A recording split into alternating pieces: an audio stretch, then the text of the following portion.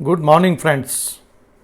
आज हम चर्चा करेंगे लाइफ में होने वाले डिप्रेशन से कैसे छुटकारा पाएं, how to get rid of depression. एक छोटी सी कहानी सुनाता हूं जो शायद आपके मन में उठ रहे सभी सवालों का जवाब देगी। एक व्यक्ति जिसकी उम्र तकरीबन 50 साल से ज़्यादा है डिप्रेशन में चला जाता है। तो उनकी पत्नी ने एक काउंसलर से अपॉइंटमेंट लिया। काउंसलर ज्योतिषी का भी काम करता था। पत्नी काउंसलर से बोली, ये भयंकर डिप्रेशन में आ गया है, कोई उपाय बताएं और इनकी कुंडली भी देखिए, कहीं कुंडली में कोई दोष तो नहीं है। ज्योतिषी ने कुंडली देखी, सब सही पाया। काउंसलर ने पत्नी को बाहर बैठने के लिए बोला। अब उन्होंने काउंसलिंग शुरू की, कुछ पर्सनल बातें भी पूछी। सज्जन बोले,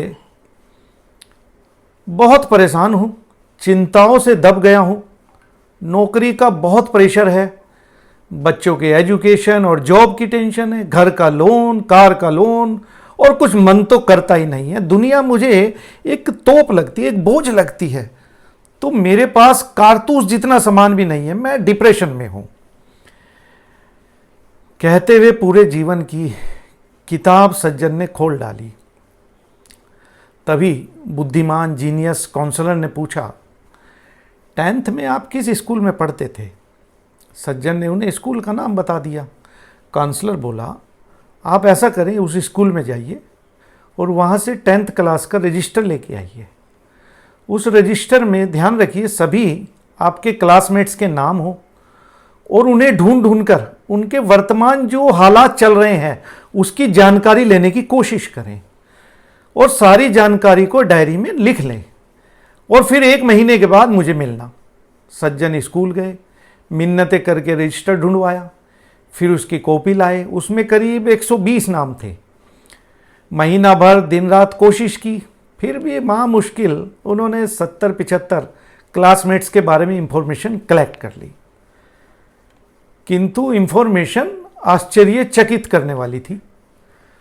उसमें से 20 लोग मर चुके थे, 7 विधवा विधुर, 13 तलाकशुदा थे, 10 नशेड़ी जो बात करने के लायक भी नहीं थे, कुछ का पता ही नहीं चला वो हैं कहाँ, 5 इतने गरीब हैं कि पूछो मत, 6 इतने अमीर हैं कि किसी को यकीन ना हो, कुछ को कैंसर है, कुछ को कोई पैरालिसिस का मरीज है, कोई डायबिटीज़ का मरीज है, किसी को अस्थमा है, किसी को हार्ट डिसीज़ है, 1-2 लोग एक्सीडेंट में हाथ तुड़वा चुके हैं, बहुत दिनों से बिस्तर पर पड़े हैं, कुछ के बच्चे पागल हैं, कुछ के बच्चे आवारा हैं, कुछ के बच्चे निकम्मे हैं। मतलब बहुत सारी प्रॉब्लम्स के साथ वो आया। देखा, एक दोस्त भी जेल में था, एक क्लासमेट की तो ऐसे लग रहा था जैसे 50 साल हो गया, आज तक सेटल ही नहीं हो पाया। एक सेटल हुआ है तो उसकी तीसरी शादी होने वाली है। महीने भर में 10th क्लास का रजिस्टर भाग्य की व्यथा सुना रहा था। काउंसलर ने पूछा, अब बताओ तुम्हारा डिप्रेशन कहाँ है? अब सज्जन को समझ में आ गया, कोई बीमारी नहीं है, वो ना तो भूखा मर रहा है, दिमाग एकदम सही काम कर रहा है, कचहरी पुलिस वकीलों से उसका पाला नहीं पड़ रहा है, उसके बीवी बच्चे बहुत अच्छे हैं, स्वस्थ हैं, वो भी स्वस्थ है, डॉक्टर अस्पताल में उसे बार बार जाना नहीं पड़ रहा है।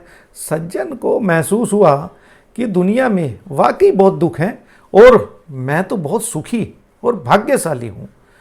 दूसरों की थाली में झांकने की आदत छोड़िए जनाब और अपनी थाली का भोजन प्रेम से ग्रहण करें। कंपैरेटिवली चिंता मत करें जनाब, सब अपनी अपनी डेस्टिनी लेकर आते हैं। और फिर भी अगर आपको लगता है कि आप डिप्रेशन में हैं तो आप भी अपने स्कूल जाइए और 10वीं क्लास का रजिस्टर ले आइए और अपने हालात को कंपेयर कर लीजिए। ज़्यादा मत सोचो, जो भगवान ने दिया है उसका शुक्रिया अदा करो, मेहनत करो, आगे बढ़ो और अपने आप को कभी मत रोको। प्रभु कहते हैं, तूने सोने से पहले सबको माफ़ कर दिया, मैं उठने से पहले तुझे माफ़ कर दूंगा। दोस्तों, वीडियो कैसा लगा आपको कमेंट में ज़रूर लिखें, लाइक करें और अगर चैनल सब्सक्राइब नहीं किया है तो कभी मत भूलें इसको सब्सक्राइब करना। Thank you very much.